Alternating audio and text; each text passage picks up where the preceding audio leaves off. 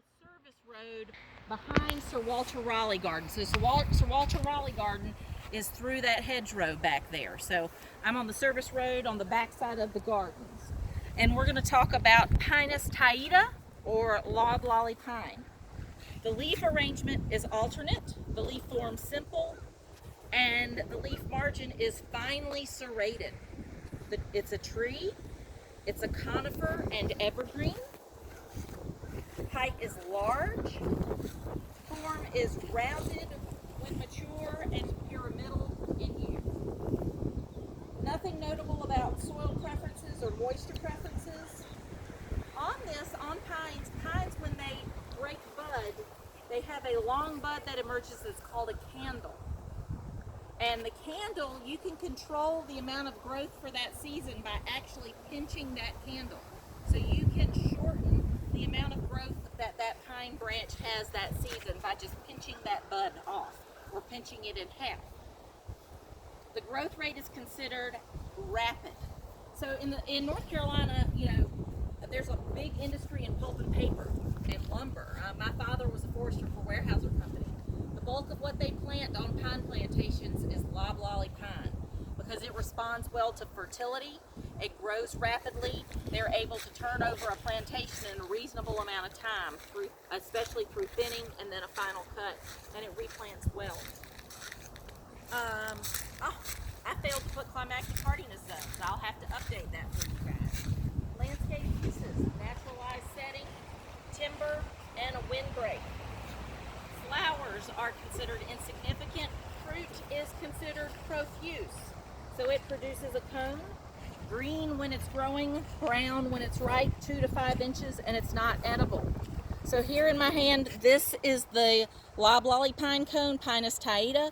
This is the longleaf pine cone, Pinus palustris. Can you see the difference? This to me is a small longleaf pine cone, but there's a major difference in size of the two. And so if the canopy's high and you have questions, you can always look on the ground below and easily determine which pine you have, or at least get a better ballpark. The leaf texture is considered, there's no notable autumn color.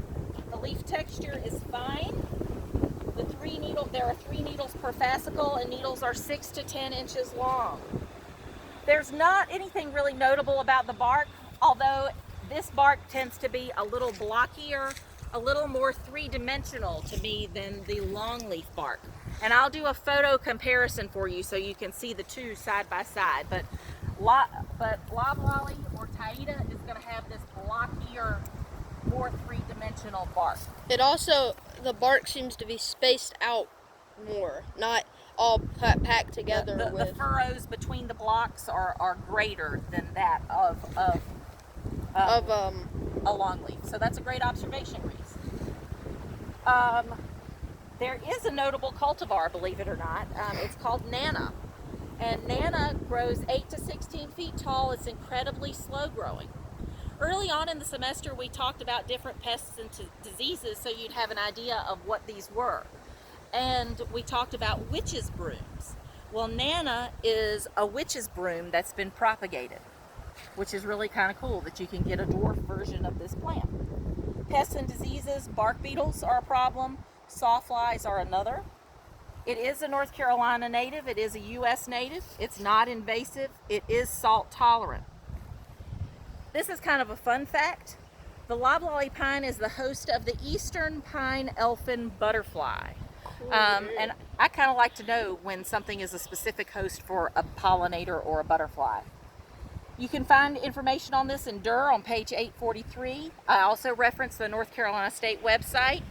And the location at Sandhills, as I said, we're right here behind Sir Walter Raleigh Garden. But there are many throughout the garden. Trying to make you motion sick by running. Here is the service road. Yeah. Bye.